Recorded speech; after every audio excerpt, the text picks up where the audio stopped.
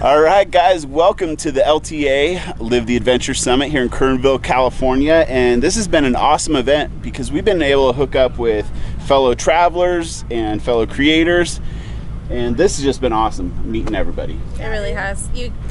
It's just like when you meet up for RVing events, you create these great friendships that you know are going to last a lifetime. Yeah. Always. Like-minded people. Exactly. Yeah, it's like a one big happy family out here. Totally. Yep. So yeah, this is Jax, and he converted this school bus behind us into a full-time van life, overlanding, traveler's dream vehicle. It really is. We can't wait to show this thing to you because it is unique and thoughtfully put together, more so than most I've seen. Totally obtainable as well. Very, yeah. Yeah, within reach for pretty much anybody. So we're excited to show it to you guys, and you can also hear Jax's story. Let's do this, Jax. All right, let's do it. Hey, what's up, everybody? My name is Jax Austin. This is Dan the Adventure Bus. This used to be just a regular old school bus before I got it. Let's do a quick little tour of the outside. I added some all-terrain tires. You know, Dan likes to go places. I like that. You can actually grip some sand, air those puppies down. Well, you would think that you could, but I have to admit I did get stuck in like 2 or 3 inches of sand. So it's not like the overlanding vehicle. Yeah, when you're like 9,000 pounds. So yeah, I try to just have fun with it. Install a little ladder up top. I have AstroTurf. I call it Milan. It just sounds fancier. Yeah, dude, that AstroTurf is pretty nice. I figured it would be more fun, right? So I got like a little storage. I got all the important essentials for the bus life, van life, like a surfboard and snowboard. I have a big old water tank over there, which goes to a heated propane outside shower. Oh, nice. This is a new addition. This has been driving me absolutely crazy, and I blame my couple inches I've gained on the fact that I couldn't rinse off. But really, it was my own fault, not the shower. So yeah, it can take like an outside shower. How many gallons of water do you have in there? Yeah, I have 46 gallons of water. That's a good amount of water. It was like, what we have. Oh really? In our motorhome. Yeah, we have a 5-gallon hot water heater and a 40-gallon fresh tank. Cool. Yeah, it was basically the most bang for buck I could get on eBay. It was like 80 bucks or something, or 86 bucks. Propane fired? Yes, propane. I got a tank underneath, just a horizontal RV style. Cool. Yeah, I just wanted to be clean and do whatever I want and rinse off. Yep. So, yeah, I got a big old wrap. So this is all like a graphic. Some people think it's paint, but yeah, it's just like a big old sticker. Here's where you put the fresh water for the tank in. Drilled through there. Not a pro at this stuff, but you guys at home can totally do what I did. I have hands, you have hands, so. And we have YouTube. Yeah, exactly. I have. Whoa, what's this? You still got the stop sign out, bro. Yeah, so this is just, I mean, it is a regular stop sign. I love it. Right? But we put like, you know, a sticker over it and stuff like that. Nice. Just to have fun. Does it work? Yeah. It still works from the inside? Yeah, you can, the lights flash and all that stuff. So, up top I got solar panels, 320 watts. Let's climb up there, dude. Oh yeah, let's do it. We have to show you this lawn up here. It's pretty sick. Milan. Yeah. So by the way, this used to be a black universal RV ladder. Now it's copper. Totally okay with that. Wasn't expecting that. So yeah, like I said, this is Milan. It's French or whatever for my lawn. You're just missing your garden gnome and little flags and all that stuff. You know, so what I wanted to do actually was get some of those pink flamingos. But like, I tried to go to like Walmart and everywhere else. I couldn't find the darn things. Kind of like what SP travels with. Yeah. So yeah, but you know, some people want to hit golf balls up here or whatever. I just like to eat a ham sandwich. You know, I don't know. Call me crazy, but I did. Yeah, I did have a couple people camp up here overnight in a tent, which is crazy. I got a little bit too hot in the desert, so I was up here just with like no blanket, sleeping. But yeah. This is nice. Yeah. I like this, Jax. But I have a confession. The reason I did this is because I didn't know how to build a wooden deck. And so I was trying to think of something a bit unique, something interesting, and also cost effective. This was about $100. So I think I did pretty good. Yeah. Yeah. I mean, it's hard to like mistake me for another vehicle when you got AstroTurf on the roof. Exactly. You know what I also like is the roof of our motorhome. Well, it's a fiberglass shell. So you're walking on like probably plywood, maybe some fiberglass, and you're never quite sure where to step. You know, you can see the lines, but this is a metal frame. Now, I'm not going to do the 275 bounce here, but... So you could basically park a school bus on top of a school bus. Obviously, they're made for children. They're very rigid. They're very safe. So yeah, I felt, you know, I don't know. I've had like 14 people up here before. We haven't had an issue yet. That's a full-blown party. Yeah, it was a pretty, it makes for awesome pictures up here. Yes. Group photos. So. And there's the panels. Yep, I got two 160 panels from AM Solar. Now you do know somebody's going to comment and tell you need to keep your panels clean. Yes. For the YouTube police out there, the solar panel police, I know I do need to give it a little hosing to maximize my solar, but I'm still on a sunny day in the wintertime pulling in like upwards of 12 amps, 15 amps. Do you carry an onboard generator like a little Honda or anything, or just totally relying on that? I am fully solar, but I do have a 50 amp charge off the alternator. Nice. Yeah. Okay. So a heavier duty alternator, it also adds redundancy, start up the engine. Yeah, I have a high amp alternator. I have 2 vehicle batteries, and then I have the solar system, which we'll check out in a bit. Nice. Yeah. So one of the most important reasons that I got a school bus is because I wanted a diesel. And I know a lot of you RV guys are driving gasoline and you're getting like 8 miles per gallon-ish. And so I'm getting, not to brag, like 12 to 16. Power Stroke's a great engine. Yeah, I got the 7.3 Power Stroke. It's a 2003, the last year that it was made. I bought it with 103,000 miles. Picked the whole thing up for $5,500. I figured paying a little bit more for an engine that was basically just kind of broken in was probably a better investment. I have had issues with the engine and things like that, so the price has kind of jumped up.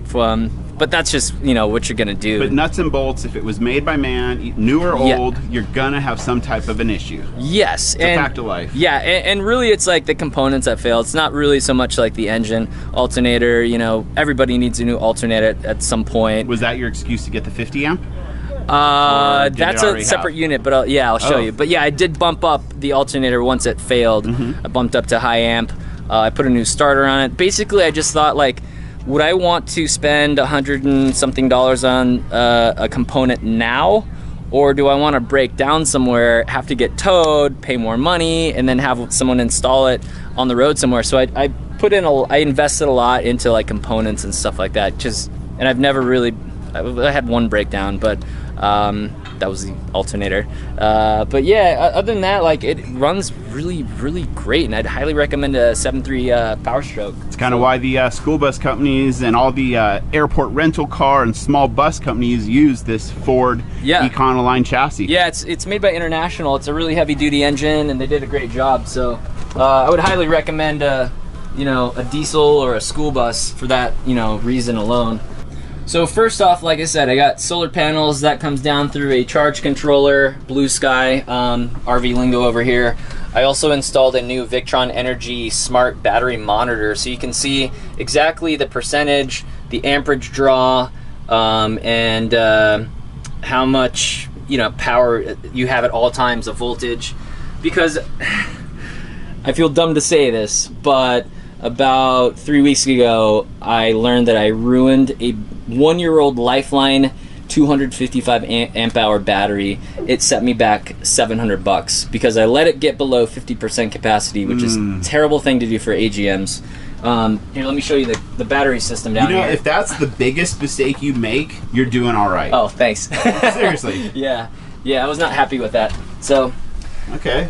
So I replaced the 255 amp hours AGM with 2 6-volt 300 amp hour batteries. So you put them together and it turns parallel them. Yeah, it turns into 12 volt instead of 6 volt.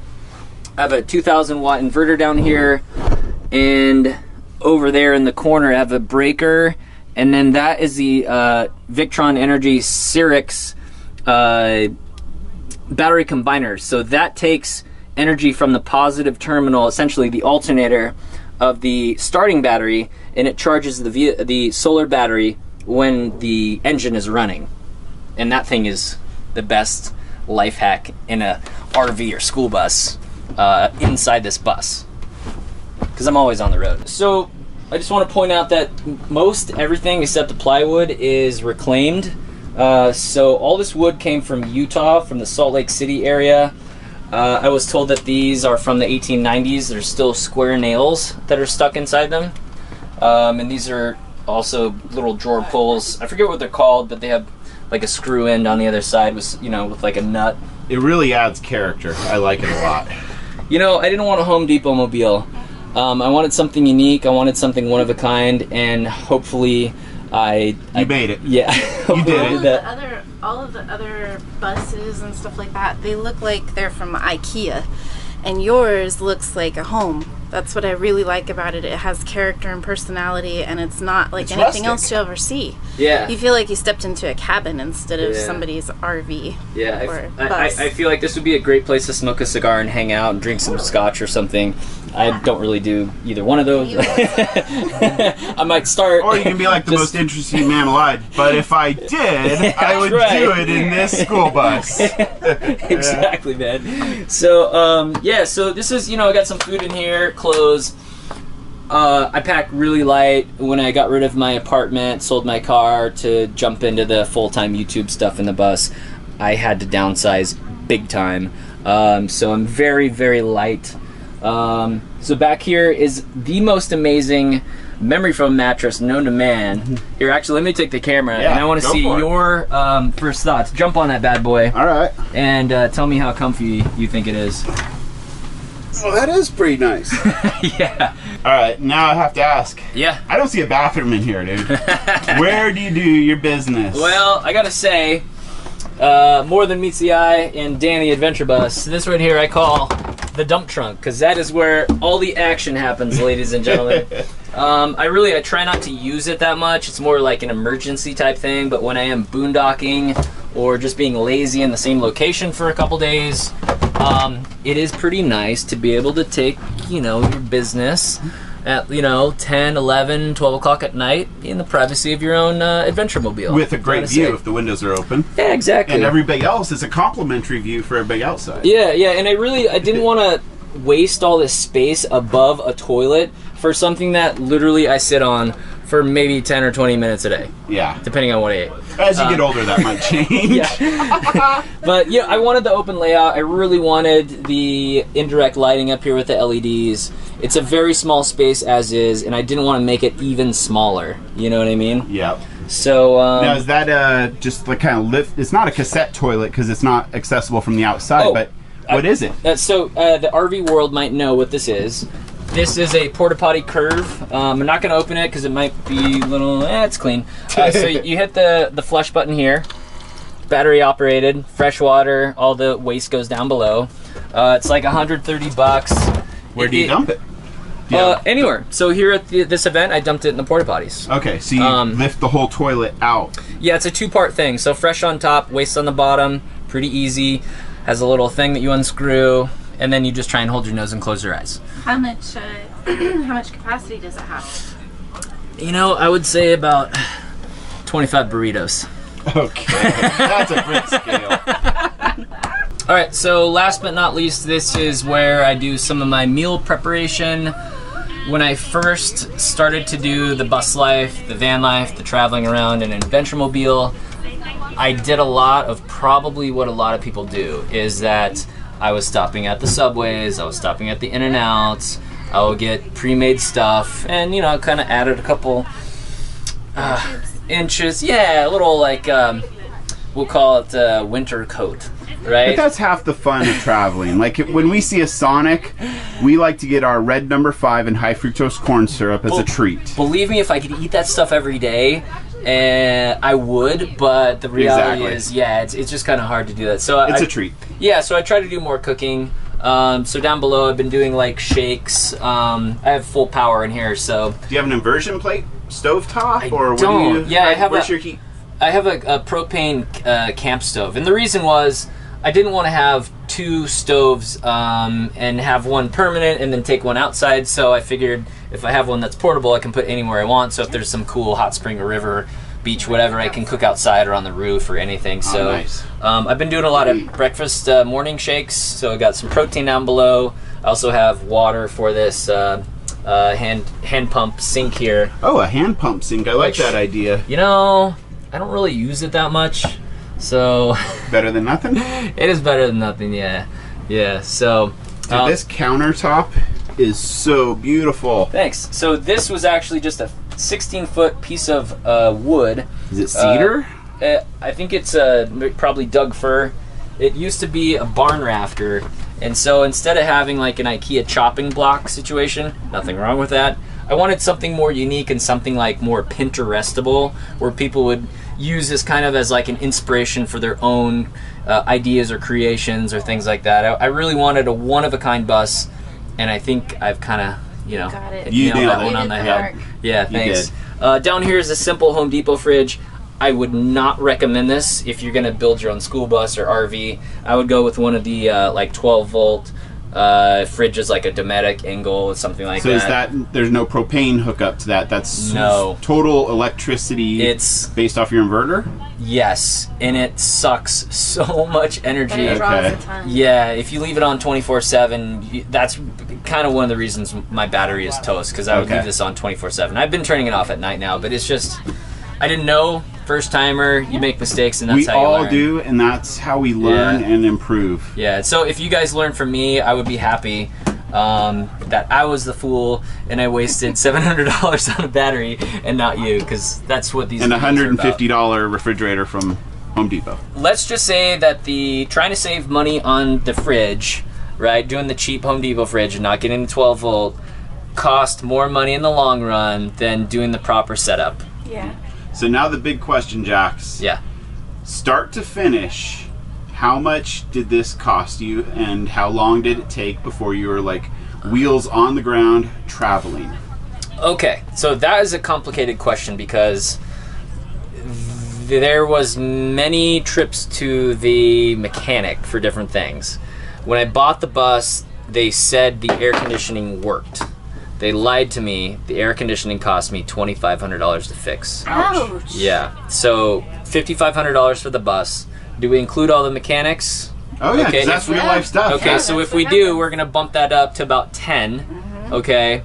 So then all the materials in here, I would say maybe 5. And then because I'm not a woodworker, I'm not an electrician, I had friends help me. I also was, you know, living expenses for the whole build. I was mobile at the time, so say another 5 to that. So let's just say 20, including everything. That would be a fair bet. That's what I insured it to. That's probably the receipts I could prove for it if something happened. But that's not bad at all for a home on wheels.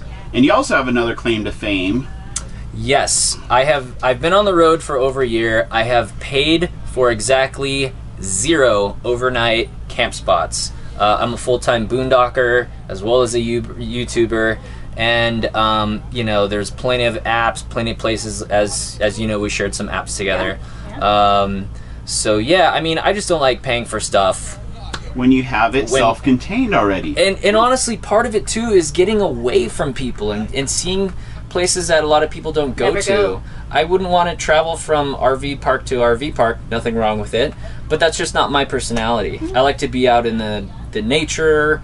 I want to run into a skunk and have it spray me. I want to have some bear try and break in here, you know, get my lentil soups. You know, well, the bear part I could probably help you out on when you come out to Alaska. You just have to park in our driveway. But I mean, I am on a budget, so there's no way that I could factor into my budget RV parks whatsoever. Yeah. So what are your monthly living expenses, give or take? So I used to pay $1,200 for an apartment in Venice Beach. And before I took off on the trip, I said if I could spend $1,500 a month, which is $50 a day for gas and food, I could be okay for, you know, like a certain amount of time.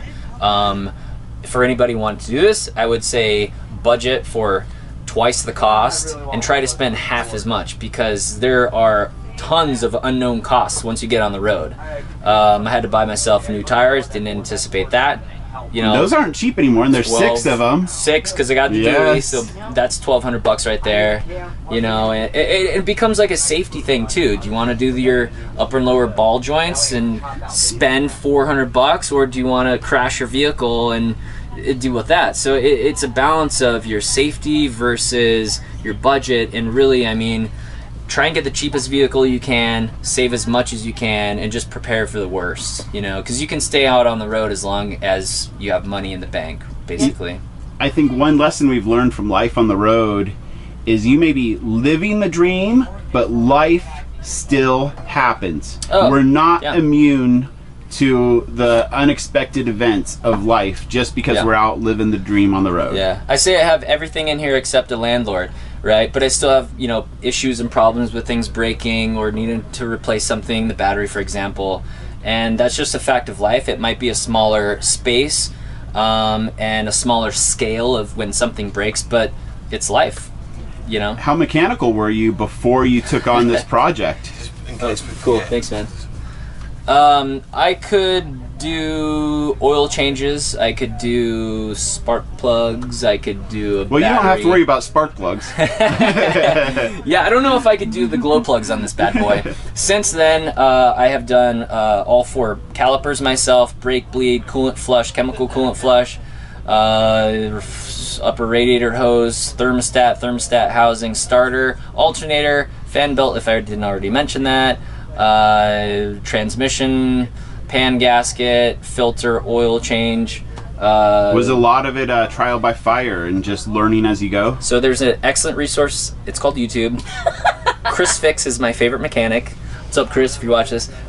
Just kidding. But yeah, I mean, really, it's like we all have the tools to do the same thing. And not necessarily a specific mechanical tool, but I'm talking about your hands and your mind. The only thing that you don't have compared to a mechanic is the knowledge. So if you can learn how to do it, you can save yourself 80 or 100 bucks an hour in labor. But again, balance that with, do you think you could get it done, or are you gonna make the problem worse? Yeah. So that's an individual decision. Yeah. So for the floors, I got these at actually a flooring store. These are solid hardwood from the Northeast, and I was told it was off of some kind of barn. It's kind of crazy that they used to make barns out of hardwood back in the day, but that's what they had in the Northeast. So yeah, you can see all the saw marks. I like it. Wormholes. I mean, it's character. It's patina. It's very one of a kind, and that's what I was going for. It is not the most durable wood floor that you could get, and I wouldn't really recommend it if you're in a rainy area. Now, how about weight? Was that a factor?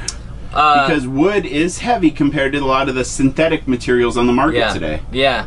I didn't really think about that too much. It weighed 8,000 and some change before the conversion, and I think it weighs like 9,000. Oh, that's nothing. Yeah, because I ripped out 10 seats, subfloor, plywood. What do you think a kid weighs? We'll call a kid 80 pounds. Yeah, 80. I mean, there's capacity for 30. So does this weigh more than a full bus full of kids? I don't know, but it, you know, runs pretty well. The engine can definitely handle it. Nice. So. All right, Jax.